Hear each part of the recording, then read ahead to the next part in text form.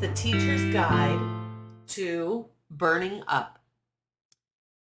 The way you play staccatos in this is the lava keys style. You pretend like the keys are hot like lava, and you just pull your finger away really quickly when you play the staccato. It's like imagining a string is tied across the keys and you're just plucking the string. From the side, it just looks like this. Pluck, pluck, pluck, pluck. See, it's just the finger moving. It's not the whole hand. Just pluck, pluck. Okay. You put your right hand thumb on C. Each finger gets a note. Left hand pinky on C, and each finger gets a note. Here we go, the first line.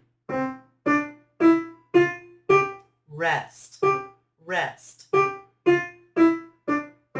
rest, rest. Left hand copies what the right hand did.